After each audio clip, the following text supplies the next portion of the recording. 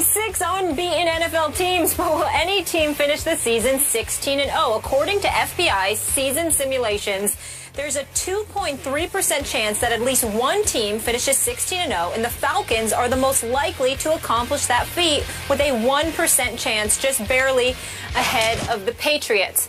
Stephen A. Smith, are the Falcons over or underrated?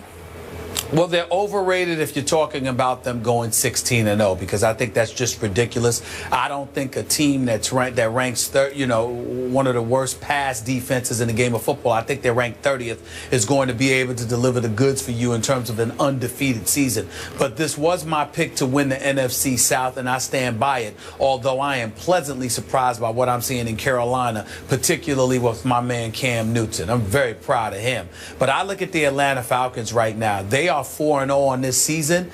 Yeah, they're not getting to the quarterback. They've only got 5 sacks on the season, Skip, Coach Herm. I get all of that, but they're going after the ball. They're more physical than they've looked in years on the defensive side of the ball. I'm just looking at some of the things that are taking place in that particular category, and I like what I am seeing from them. They defend well against the run, not necessarily so much against the pass. And then I'm just looking at some of these guys right here, the Justin Durant's of the world leading the team in tackles, the way their secondary has been playing, even though, again, they're soft in the passing game. They just need to get after the quarterback and stop giving quarterbacks so much time to pass.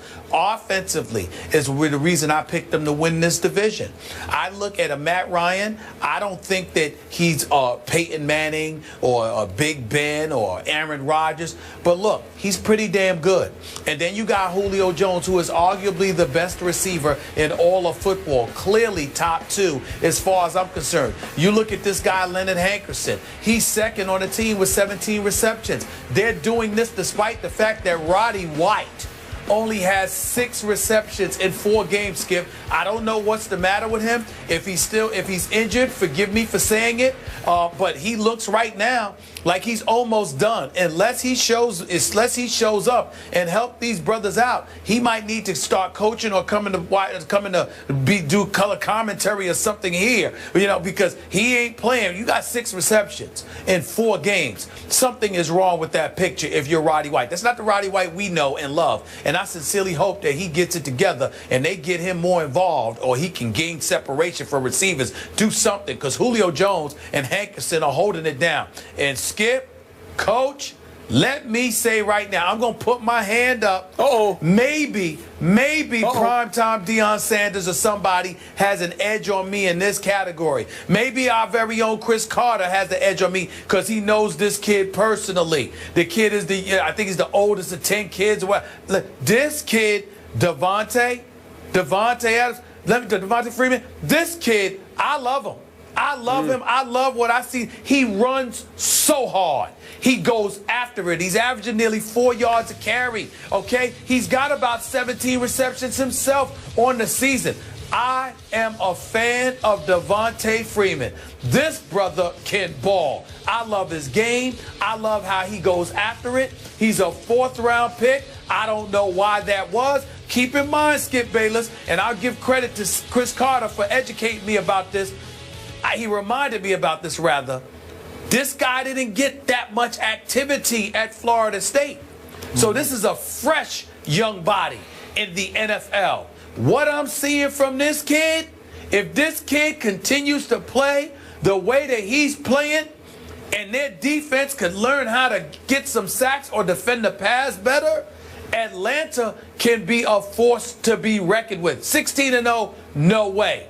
Can I see a 12-4 possibility? Yes, I can. Yeah, Stephen A's made a lot of great points, and he's touched upon it. And it starts with the head coach, Coach Quinn, and met him at the owners' meeting. And, his mindset, he wants to build an image like he had in Seattle. Well, Stephen how did he strike you? Well, first match? Yeah, just, he's good with the players. You could just tell. He's going to be good with the players. We had a nice conversation.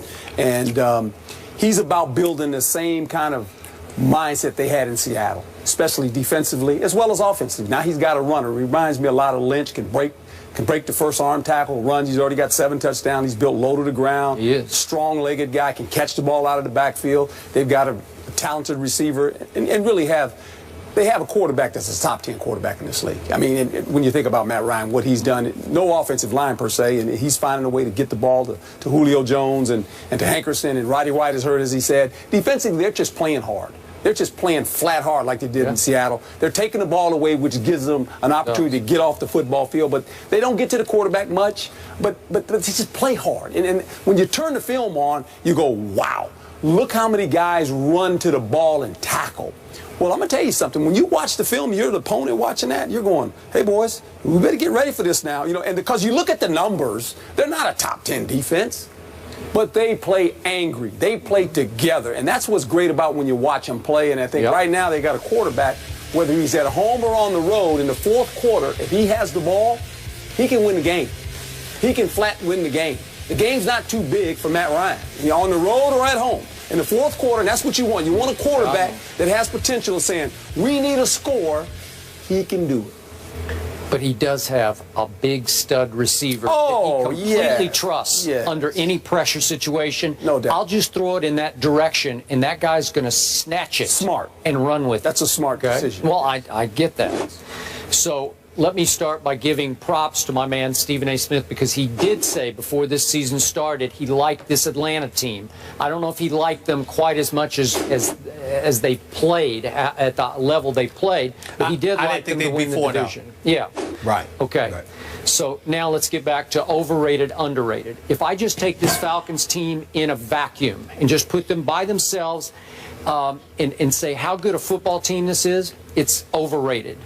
But if I take it, given its schedule, I think people are sleeping on these Falcons, because this schedule, by NFL standards of schedules, is a cakewalk. Are you saying they're going to go 16-0? Here's what they're going to do.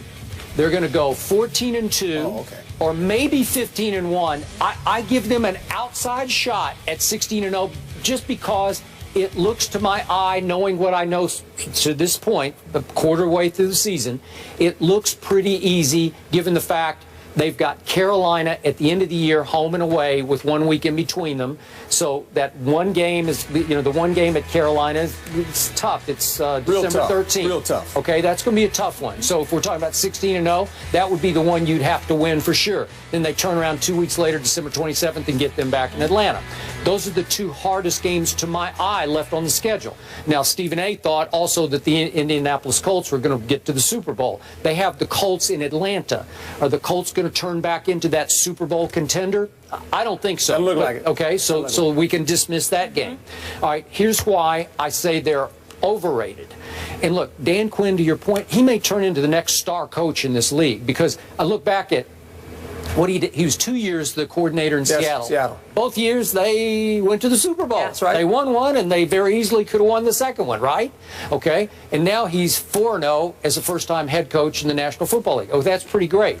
But that defense you talked about playing so hard, in the second half of the Monday night opener against Philadelphia in Atlanta, the Eagles offense we have all ripped to shreds, went crazy on the Atlanta defense in Atlanta and went for 274 total yards and scored 3 touchdowns and missed a field goal with a couple of minutes left that could have put Philly ahead in that game and maybe won the game for them. Am I right? No, you're right. And this and I mentioned it, and Stephen A. mentioned it. You know, their numbers on defense are not good. I mean, they will give up plays on defense. And in the first half against Brandon Weeden in his first start for the Cowboys, my Cowboys go for 295 yards in the first half alone and score 28 points and have a 28-14 lead and rush the ball for 131 yards against the defense. It's pretty good against the run.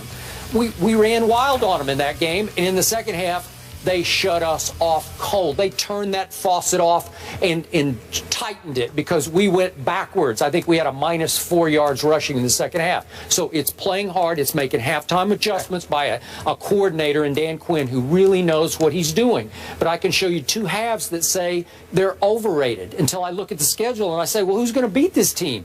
This team is on track to wind up with 2 home playoff games to get to the Super Bowl. Am I right about that? Well, we just pump our brakes. You know, I've been in this league long enough and watched it long enough.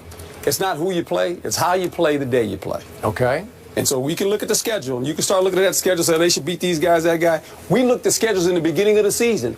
Certain teams, we said, oh, This team at this point should be. We look at it now, we're going, what happened to that team, right? So I mean, we can sit here and say that's nice shop talk, but you got to go play.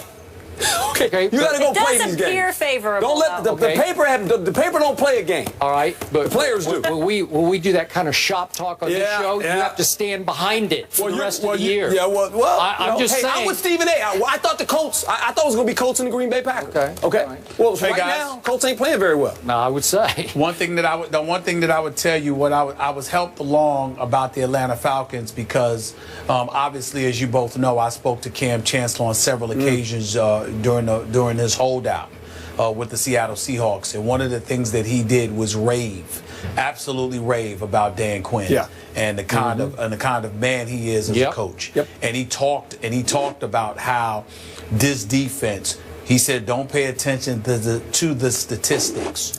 Watch how his players on defense go after people.